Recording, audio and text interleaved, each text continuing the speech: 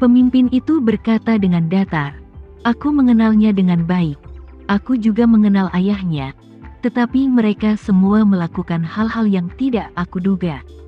Mungkin pemahamanku tentang mereka terlalu padat sehingga aku jatuh ke dalam lingkaran setan membuat kesalahan lagi dan lagi. Jadi Daniel, jangan minta saran padaku.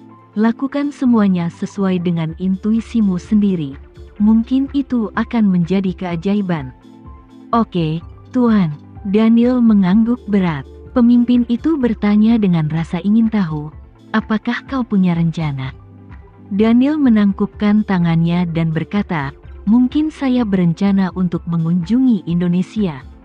Pemimpin itu bertanya dengan heran, "Apakah menurutmu Isyana akan kembali ke Indonesia?"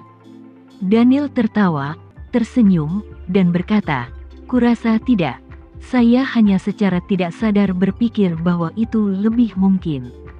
"Sekarang, jangan tunda lagi," Daniel berkata tanpa ragu. "Baik Tuan."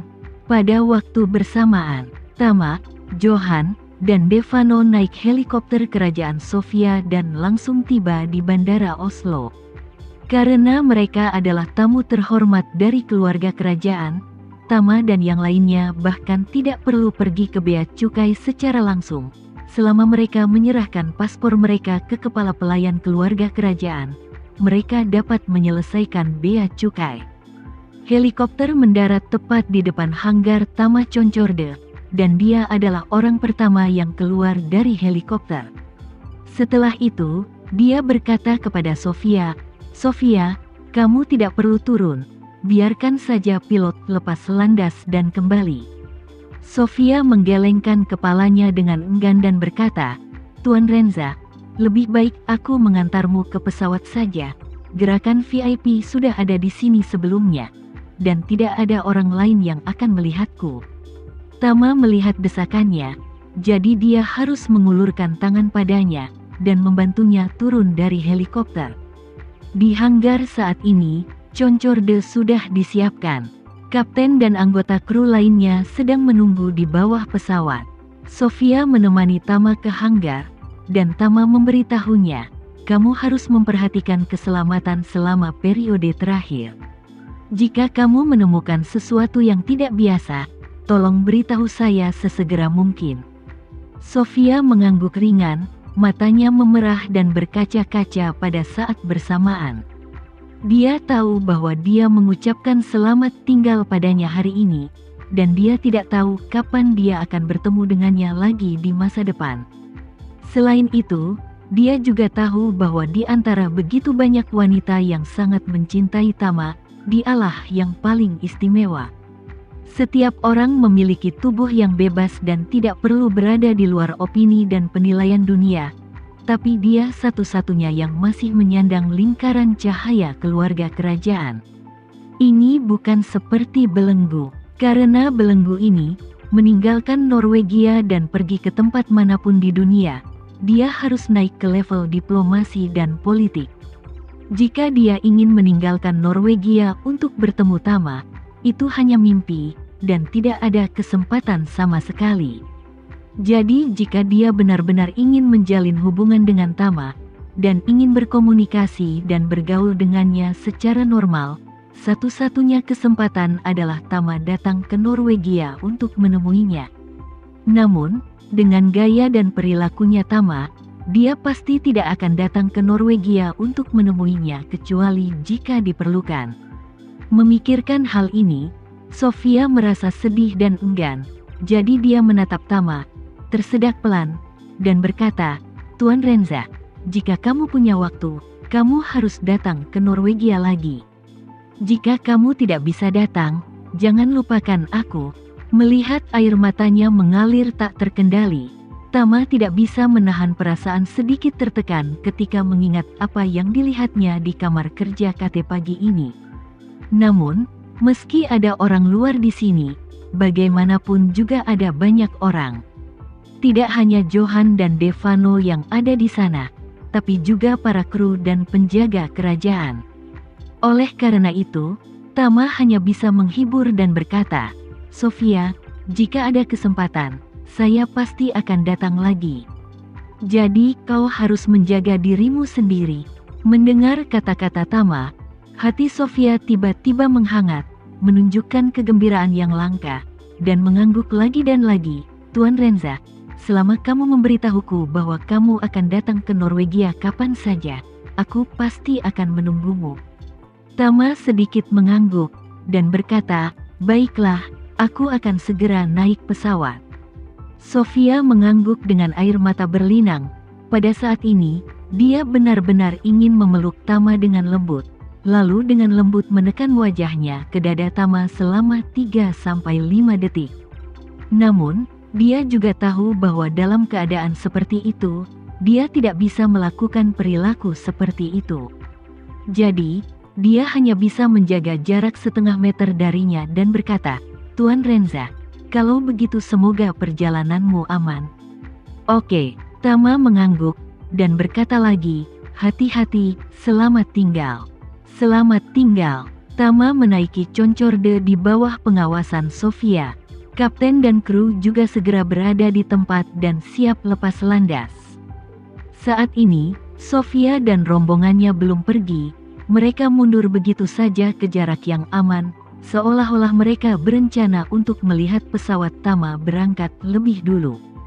Saat ini, Kapten mendatangi Tama dan berkata, Tuan, kami akan lepas landas dalam 10 menit dan kami diharapkan tiba di Providence dalam waktu 3 jam. Lalu dia berkata, sekarang jam 3 sore waktu Nordik. Ini jam 9 pagi di waktu New York, dan seharusnya tidak ada masalah untuk mendarat sebelum pukul 12 siang waktu New York. Tama melambaikan tangannya dan bertanya sambil tersenyum, seharusnya tidak butuh waktu lama untuk terbang ke Suriah dari sini, kan? Kapten berpikir sejenak, dan berkata, jarak rute pasti lebih dari 3,000 km hingga kurang dari 4,000 km. Dengan kecepatan terbang kami, hanya butuh 2 jam termasuk lepas landas dan mendarat. Oke, Tama mengangguk, dan melambaikan tangannya, tersenyum, kalau begitu ayo terbang langsung ke Damaskus. Kapten tercengang, dan tanpa sadar bertanya, terbang ke Suriah? Tama mengangguk dan berkata, ya, terbang ke Suriah. Para prajurit front kataklismik kembali ke Suriah lebih cepat dari jadwal. Tama belum menghilangkan racun di tubuh 7 orang ini. Selain itu, dia juga ingin bertemu dengan Duncan, Abraham, dan lainnya juga. 2 jam kemudian, pesawat Concorde milik Tama mendarat di Damaskus, ibu kota Suriah.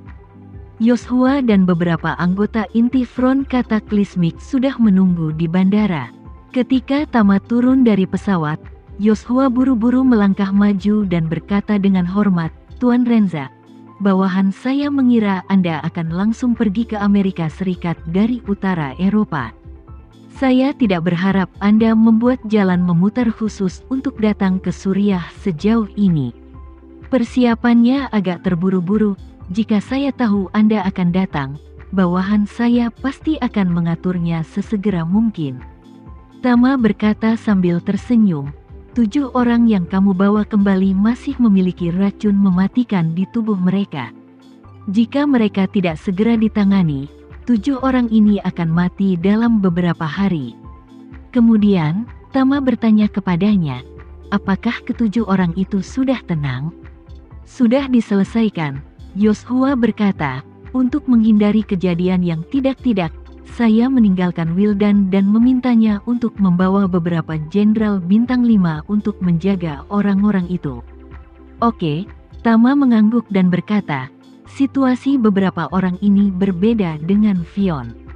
Ketika mereka berada di Bergen, mereka telah mengakui kepadaku sesuatu yang berhubungan dengan organisasi misterius itu.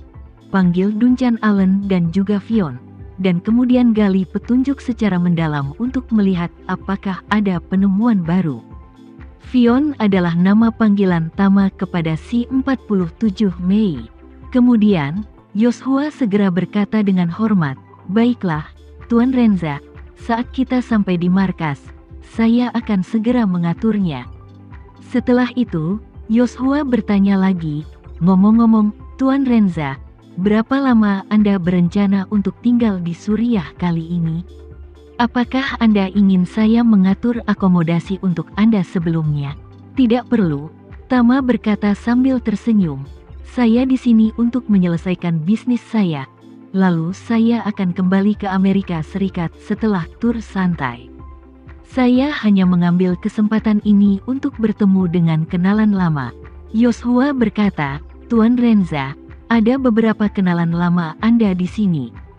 Komandan Hamid kebetulan berada di pangkalan. Dia telah berbicara tentang Anda, tetapi saya belum memberitahu dia bahwa Anda akan datang. Tama bertanya dengan rasa ingin tahu, mengapa dia datang ke markas pasukan Front Kataklismik.